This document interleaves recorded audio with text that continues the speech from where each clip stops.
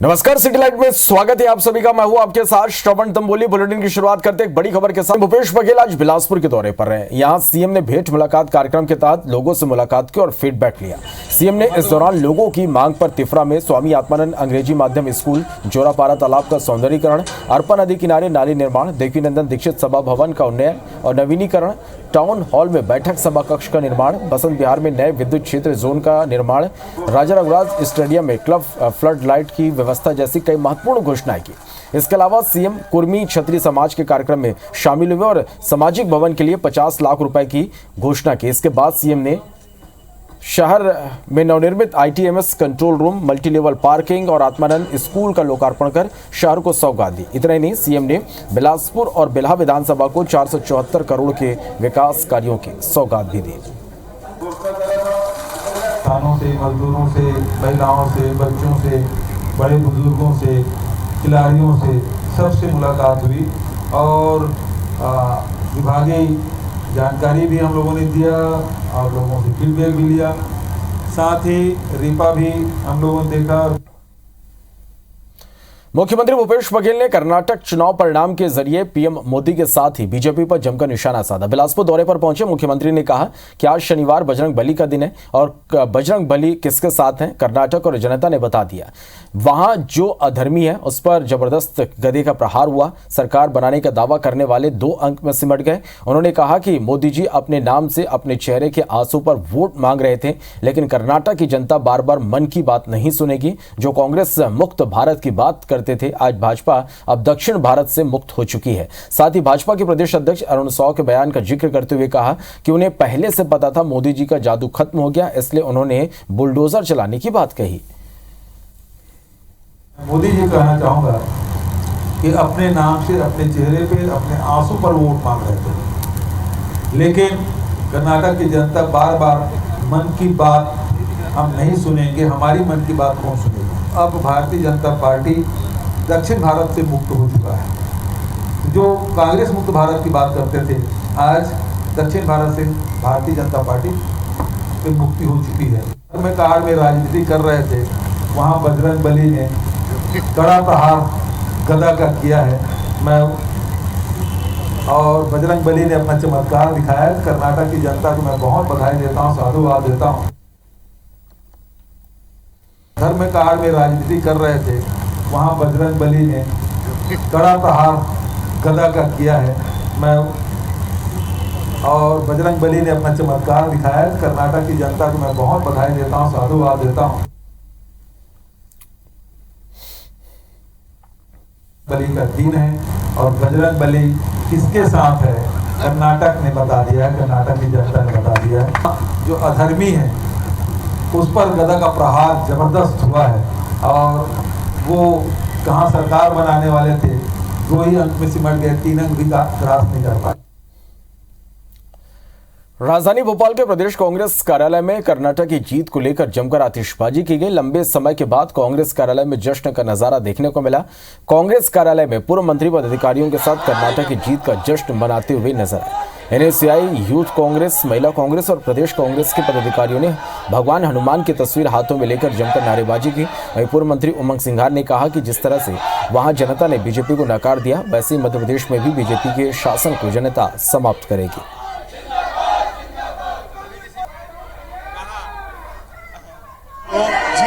का इंतजार कांग्रेस को था, वो जीत अब कांग्रेस को मिली है। हमारे साथ है पूर्व मंत्री उमंग सिंघार जी हैं। सर, आप लोग तो कर्नाटक गए थे और वहाँ का माहौल भी देखा था। जो जीत मिली है वो जीत पहले से आप लोग भाग चुके थे या बाद में जनता ने आपको मौका दिया? देखिए, जिस प्रकार से वहां पर अनैतिक तरीके सरकार गिरी, जनता में रोष था, उसका जनादेश वापस से कांग्रेस को मिला। जो भ्रष्टाचार था 40% का, 6 मंत्री हार गए, उसका जनादेश कांग्रेस को मिला। कांग्रेस की जो हिमाचल में घोषणाएं थी, योजनाएं थी, वही अपने कर्नाटक में करी, वही चीज मध्य प्रदेश में करना चाह रहे। और उन्होंने पूरे देश के नेता लगे थे। राहुल गांधी जी ने भारत जोड़ो यात्रा में कर्नाटक में एक काफी समय दिया।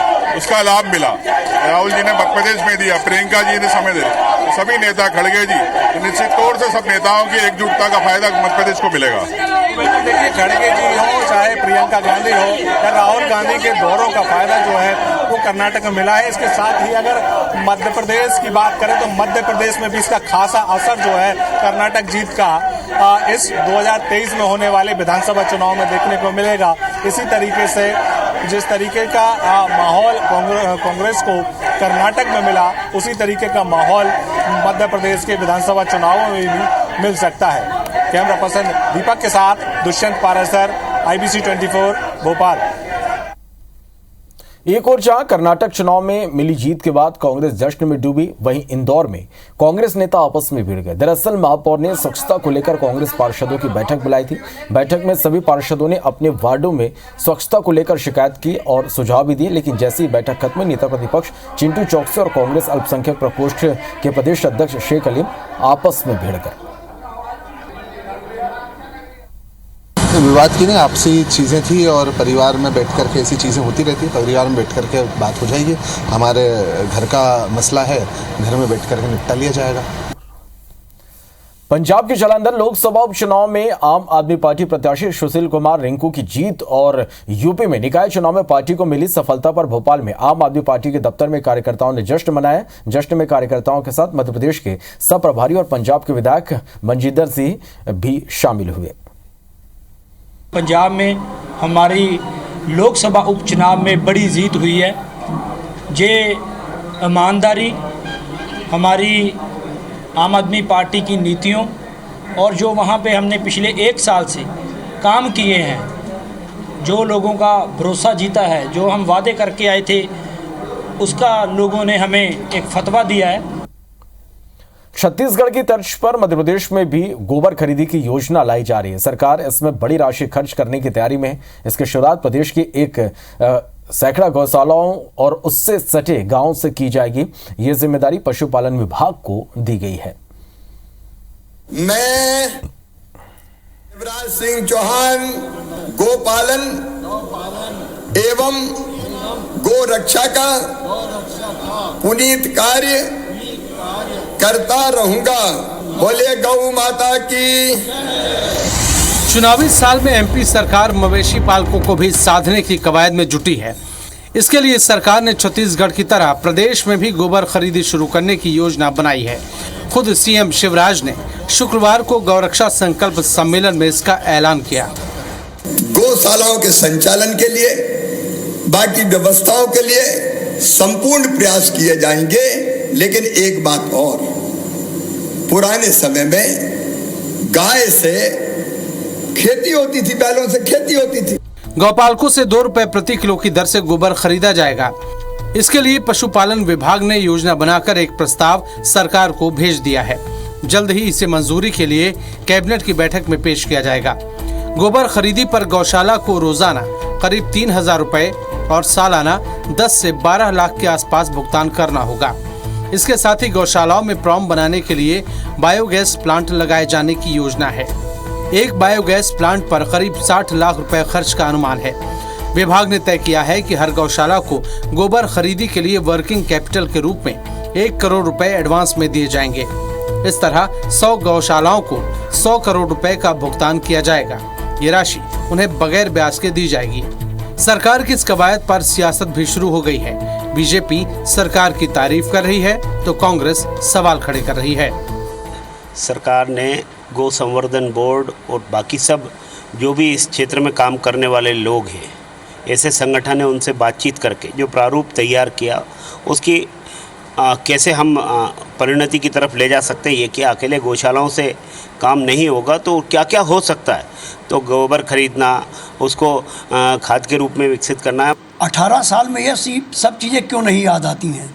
सिर्फ चुनाव तक ही क्यों याद नहीं आती है? अब तो हमारे साथ बजरंग बली है शिवराज जी। कर्नाटक के बाद आपका ही नंबर है। अनुमान के मुताबिक प्रदेश में सड़कों पर करीब 4.5 लाख गौवंश है। गौपालन और पशु संवर्धन बोर्ड के अधिकारियों की एक टीम ने छत्तीसगढ़ का दौरा कर वहां की गोबर खरीदी प्रक्रिया का अध्ययन किया और 7 बिंदुओं की रिपोर्ट तैयार कर सरकार को सौंपी है। विवेक पटैया, IBC 24 भोपाल। केंद्रीय राज्य मंत्री प्रहलाद पटेल के भतीजे और नरसिंहपुर विधायक जालम सिंह के बेटे मोनू पटेल के निधन के 13वें दिन कृषि उपज मंडी गोटेगांव में श्रद्धांजलि सभा का आयोजन किया गया, जिसमें सीएम शिवराज, केंद्रीय राज्य मंत्री फग्गन सिंह कुलस्ते समेत कई विधायक और मंत्री शामिल हुए। पिता के लिए, माता के लिए सबसे बड़ा दुख अगर कोई होता है, अपनी आंखों के सामने बेटा बेटी की मृत्यु, इससे बड़ा दुख और कोई नहीं होता। लेकिन उन्होंने मोनू की स्मृति में समाज सेवा के कई काम प्रारंभ करने का फैसला किया है। नरसिंहपुर के गोटेगांव में नरसिंहपुर विधायक जालम सिंह पटेल के बेटे मोनू पटेल को श्रद्धांजलि सभा में उनके बड़े पिताजी, केंद्रीय जल शक्ति एवं खाद्य प्रसंस्करण राज्य मंत्री प्रहलाद पटेल शामिल हुए और इस दौरान वे मंच पर भावुक हो गए। सत्य को प्रमाण की नहीं, प्रणाम की आवश्यकता है। ये सब जानने के बाद भी मैं आज डर गया और मैं मानता हूं कि जो आप लिखकर मुझे देकर गए, जो साहस मुझे आपने दिया, वो भी आज हिल गया। और इसलिए मैं इस अवसर पर आप सबको अपने वंश परंपरा की तरफ से फिर से अपनी कृतज्ञता ज्ञापित करता हूँ। मुरैना के जौरा में पीसीसी चीफ कमलनाथ ने कांग्रेस की सभा को संबोधित किया और बीजेपी को आड़े हाथों लिया। कमलनाथ ने लोगों को संबोधित करते हुए कहा कि बीजेपी से हर वर्ग परेशान है। बीजेपी ने खोखली स्वास्थ्य व्यवस्था, खोखली अर्थव्यवस्था समेत सब कुछ खोखला कर दिया है। शिवराज जी के दोनों हाथ बहुत व्यस्त है, एक हाथ भ्रष्टाचार में व्यस्त है और एक हाथ अत्याचार में व्यस्त है। ये आज शिवराज सिंह जी का हाल है। इंदौर में धर्म रक्षा यात्रा निकाली जा रही। खजराना गणेश मंदिर से शुरू हुई यह यात्रा शहर के तमाम क्षेत्रों से होते हुए बिजासन माता मंदिर पहुंचेगी, जहां माता को चुनरी चढ़ाते हुए धर्म रक्षा यात्रा का समापन होगा।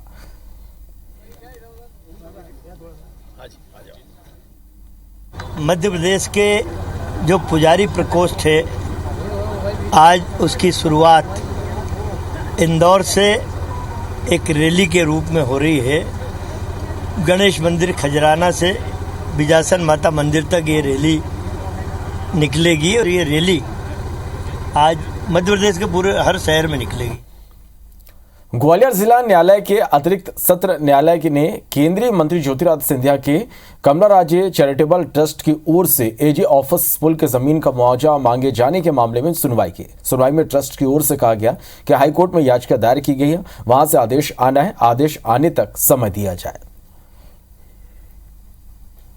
स्वच्छता में 7वीं बार नंबर 1 आने के लिए इंदौर नगर निगम ने पूरी ताकत लगा दी। शनिवार को कांग्रेस पार्षदों को साधने और स्वच्छता में सहभागिता करने के लिए महापौर पुष्यमित्र भार्गव ने बैठक बुलाई। बैठक में अधिकारियों के साथ महापौर ने कांग्रेस पार्षदों को स्वच्छता सर्वेक्षण में सहभागिता करने के लिए कहा है।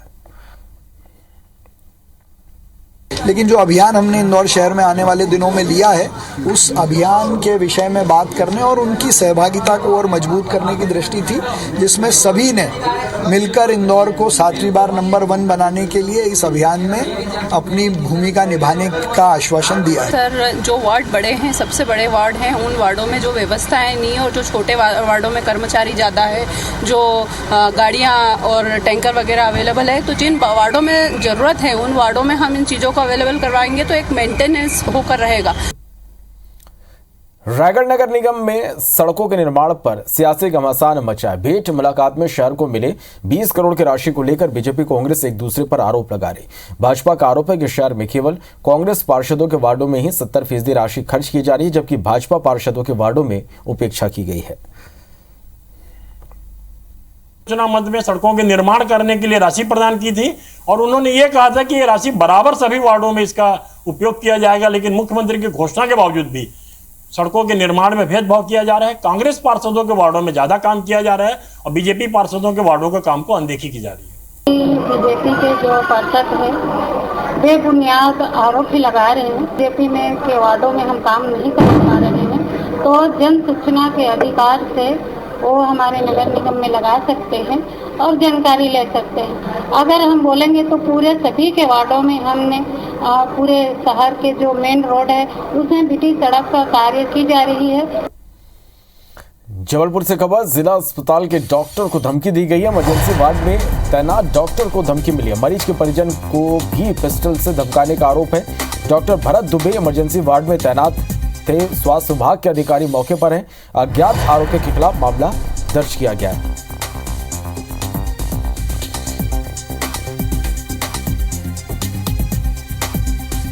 तो ये बड़ी खबर है, मरीज के परिजनों को भी पिस्टल से धमकी दी गई है। जिला अस्पताल के डॉक्टर को धमकी दी गई। इमरजेंसी वार्ड में तैनात डॉक्टर को धमकी मिली है। मरीज के परिजन को भी पिस्टल से धमकाने का आरोप है। Doctor Bharat Dubey emergency ward में तैनात थे।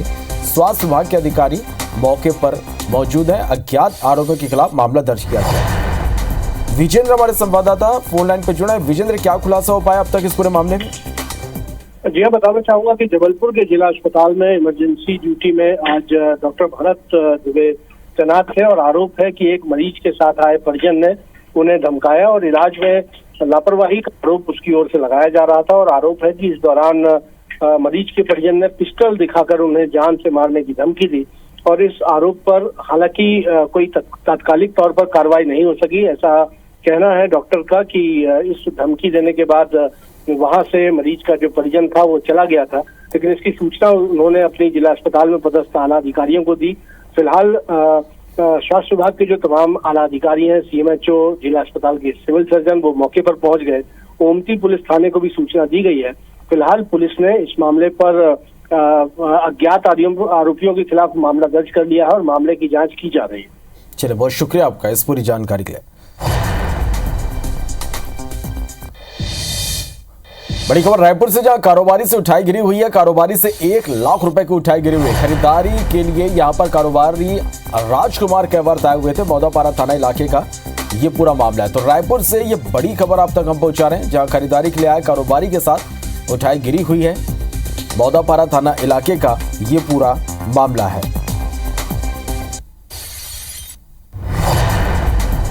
तो ये बड़ी खबर, कारोबारी से 1 लाख रुपए की उठाई गिरी हुई है।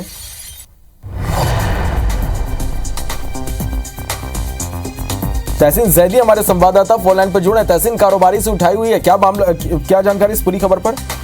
देखिए, राजकुमार कैवर्त हैं।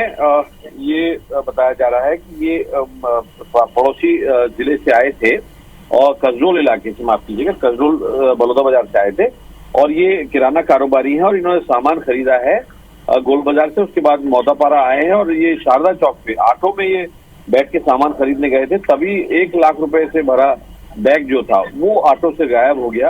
हालांकि वो ऑटो चालक जो है वो भी वहां से फरार हो गया। लेकिन अभी तक जो जानकारी सामने आई है कि एक बड़ी वारदात जो है राजधानी रायपुर के जो कह सकते हैं हृदय स्थल, जय स्तंभ से जहाँ 2 थाना इलाके पड़ते हैं, उनके बीच में ये वारदात हुई है। जहाँ पे एक कारोबारी के जो 1 लाख रुपए से भरा जो बैग है वो लेके जो अज्ञात लुटेरे जो है वो फरार हो गए हैं। तो इससे साफ कहीं ना कहीं इस बात से इनकार नहीं किया जा सकता कि शहर में कहीं ना कहीं उठाईगीर जो है वो सक्रिय हो गए हैं। और अब देखने वाली बात होगी कि पुलिस इनको कब तक गिरफ्तार कर पाती है। चलिए, बहुत शुक्रिया आपका तहसीन इस पूरी जानकारी के लिए।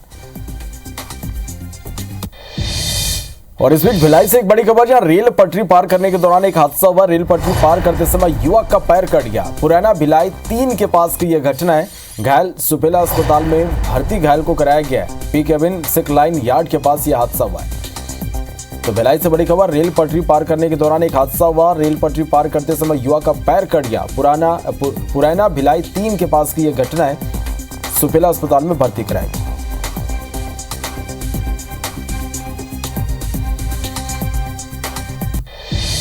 जबलपुर में जिला प्रशासन ने एंटी माफिया मुहिम के तहत बड़ी कार्रवाई की। दरअसल पुलिस प्रशासन और नगर निगम की टीम ने ड्रग माफिया शहजाद और कंजा का 3 मंजिला मकान जमींदोज कर दिया। आरोपी ने हनुमान ताल थाना क्षेत्र के चांदी चौक के पास 1 करोड़ की लागत से सरकारी जमीन पर कब्जा कर 3 मंजिला अवैध मकान बना रखा था। शहजाद और कंजा है जिसने यहाँ पर ब्लॉक की ज़मीन को अतिक्रमण करके 3 मंजिला आलीशान मकान बनाया जा रहा था। उसको विधिवत कार्रवाई की जा रही है। अवैध रूप से ड्रग सप्लाई करने, इसके अलावा मारपीट करने, जुआ खेलने, इस प्रकार से कुल 15 अपराध से ज़्यादा अपराध इसके ऊपर दर्ज है, जिनका ट्रायल माननीय न्यायालय में चल रहा है और अभी ये जमानत पर रिहा है, जिस पर प्रतिबंधात्मक कार्रवाइयाँ की गई। सिंगरौली में कई स्पा सेंटर पर पुलिस ने छापामार कार्रवाई की। इस छापेमार कार्रवाई में पुलिस ने 12 से ज्यादा लड़कियों और महिलाओं को बरामद किया। एसपी ने बताया कि पुलिस को लगातार मुखबिर से सूचना मिल रही थी कि बाहर की बच्चियों को लेकर अवैध धंधे का काम कराया जा रहा है।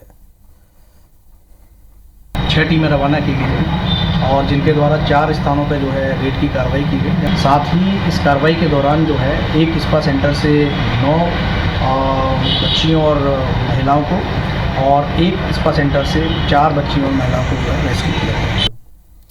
जगदलपुर के दलपत सागर में मौजूद जलकुंभी खत्म नहीं हो रही। जिला प्रशासन ने साफ सफाई के लिए 2 साल पहले 3 करोड़ रुपए में मशीन भी खरीदी थी, लेकिन ये मशीन भी सागर को साफ करने में नाकाम साबित हुई।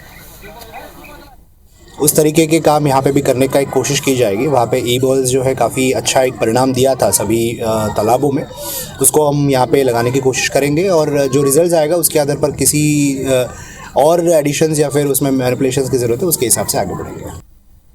अब हम आपको धमतरी जिले के गांव की एक ऐसी परंपरा बताने जा रहे हैं जिसे सुनकर यकीन कर पाना मुश्किल होगा। इस गांव में एक सदियों से परंपरा चली आ रही है जिसने लोगों को सोचने पर मजबूर कर दिया। देखिए रिपोर्ट।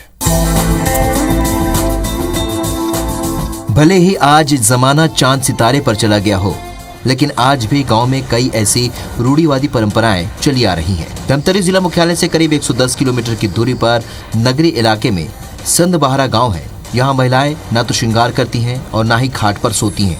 यहाँ पर लकड़ी की बनी हुई कोई भी वस्तु पर नहीं बैठती। हैरत की बात तो यह है कि इस गांव की महिलाएं अपनी मांग पर सिंदूर तक नहीं भरती। ऐसी मान्यता है कि अगर महिलाएं ऐसा करेंगी तो ज्यादा समय तक जिंदा नहीं रहेंगी या फिर उससे कोई ना कोई बीमारी जरूर हो जाएगी। दरअसल इसके पीछे एक कहानी छिपी हुई है। गांव के बड़े बुजुर्ग बताते हैं कि गांव की देवी ऐसा करने से नाराज हो जाती है और गांव पर संकट आ जाता है। तो हमारे गांव के डोंगरी में एक देवी है, वो देवी के आधार पर हमारे पूर्वज चलते हैं और हमारे पूर्वज हमें बताए कि हमारे गांव के जो महिला मन है गांव भीतर में कहीं श्रृंगार नहीं करें। गांव प्रमुख की माने तो 1960 में एक बार गांव के लोगों ने इस परंपरा को तोड़ा था, जिसके बाद गांव की महिलाओं को कई तरह की बीमारियों ने घेर लिया और मौतें भी होने लगी। यहां तक जानवर मरने लगे और बच्चे बीमार होने लगे। सबको यही लगने लगा कि ये देवी का प्रकोप है और परंपरा टूटने के कारण ऐसा हुआ। बस इसके बाद किसी ने भी इस परंपरा को तोड़ने की हिमाकत नहीं की। कि महिलाएं नहीं खाट में बैठते हैं, ना ही सिंदूर डालते हैं। वहाँ की एक प्रथा है, एक देवी है, वो देवी के आदेश के अनुसार वहाँ की महिलाओं को किसी भी प्रकार का ये सब साजो श्रृंगार में रोक लगाया गया है। वहीं सामाजिक कार्यकर्ता मामले की जानकारी होने पर अब गांव में जाकर लोगों को जागरूक करने और अंधविश्वास को छोड़ने के लिए प्रयास करने की बात कह रहे हैं। तो ये एक प्रकार का अंधविश्वास है। हम सब महिलाएं जाकर पूरी कोशिश करेंगे कि उनसे मिले और अंधविश्वास को दूर करने की कोशिश करें। बहरहाल संदबहारा गांव अपने इस अजब परंपरा के चलते पूरे इलाके में मशहूर है और चर्चा का विषय भी बना हुआ है। अभी देखने वाली बात होगी कि आने वाली नई पीढ़ी इस परंपरा को मानती है या फिर इसे एक अंधविश्वास मानकर तोड़ देती है। Bureau report, IBC 24। अंबिकापुर में कौमी एकता की अनोखी मिसाल देखने को मिल रही है। यहाँ एक तोते का मजार है जिसकी अपनी एक अलग कहानी है, तो वहीं दूसरी ओर स्थित है हिंदू वर्ग का प्रसिद्ध मंदिर। यहाँ गंगा जमुना तहजीब का संगम देखने को मिल रहा। देखिए खास रिपोर्ट। यह है अंबिकापुर से महज 5 किलोमीटर दूर स्थित तकिया का प्रसिद्ध मजार, जो बेहद खास है। खास इसलिए क्योंकि यहाँ कई ऐसी खासियत हैं जो इस मजार को दूसरे मजार से बेहद अलग बनाती है। दरअसल तकिया में तोते की मजार है। जी हाँ, आपने ठीक सुना, तोते की मजार। पुरानी मान्यता है कि यहाँ 2 बाबा वली मुराद शाह और वली मोहम्मद शाह काफी पहले आए हुए थे, जिन्हें ये जगह इतनी खास लगी कि ये यहीं रह गए। मान्यता ये भी कि इस इलाके में नरबली की प्रथा थी, जिसे बाबाओं ने दूर किया। इसके अलावा बाबाओं के पास एक तोता भी था। तोते की मौत के बाद तोते की यहाँ मजार बनाई गई। संभवतः यह देश का पहला मजार होगा जहाँ बाबाओं के साथ उनके किसी पालतू पशु पक्षी की मजार बनाई गई हो। तो हिंदुस्तान में नरबली के खिलाफ उसने काम किया, नरबली के खिलाफ काम किया। यहाँ का तकिया का इतिहास नरबली से जुड़ा हुआ है। मान्यता है कि आज से 500 साल पहले ये 2 बाबा यहाँ आए थे और उस जमाने में यहाँ नरबली की प्रथा थी, जिसको इन लोगों ने ख़त्म किया था। बिहार, झारखंड, यूपी और जितने भी हिंदुस्तान के लोग उर्स में यहाँ लोग जैरीन लोग आते रहते हैं और हर लोग मन्नत मानते हैं अपना घर के लिए, अपना परिवार के लिए। इसके साथ ही यहाँ गंगा जमुना तहजीब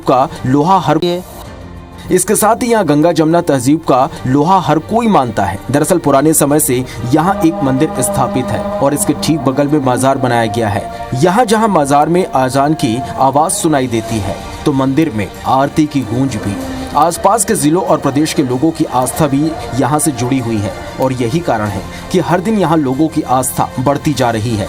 यहाँ कमेटी के द्वारा हर साल उर्स का भी आयोजन किया जाता है, जिसे इस वर्ष भी मनाने की तैयारी की जा चुकी है। हिंदू मुस्लिम एकता भाईचारे का एक सबसे बड़ा गहवारा है ये। हिंदू भाई भी हमारे इसमें शरीक होते हैं। दूसरे राज्यों से, दूसरे ज़िलों से लोग आकर के मान्यता अनुसार, जैसे हमारे यहाँ मज़ारों की एक प्रथा भी है और लोग जो है वहाँ पर चादरें चढ़ाते हैं। बहुत ही एकता है सारे धर्मों के ही। यहाँ पर जो भी है हम लोग आते हैं, मन्नत मांगते हैं और वो हमारी धीरे धीरे पूरा भी होती है। एकता है और अच्छा मतलब भाईचारा है यहाँ, और मुराद साहब बाबा, मोहब्बत साहब बाबा सबका दुआ यहाँ कबूल करते हैं। हयात में भी थे तो लोगों की फरियाद को सुनते थे और अल्लाह से दुआ करके उसकी तकलीफ को दूर कराते थे।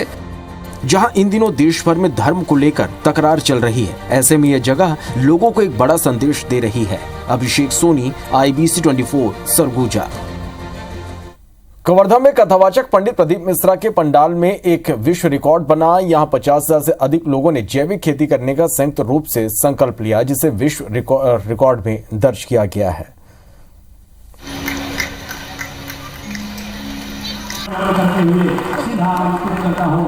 रासायनिक उर्वरकों के उपयोग को कम करने और प्राकृतिक खेती को बढ़ावा देने के साथ ही गाय को बचाने का संकल्प यहां लिया गया। कार्यक्रम के आयोजक गणेश तिवारी को वर्ल्ड रिकॉर्ड का प्रमाण पत्र दिया गया।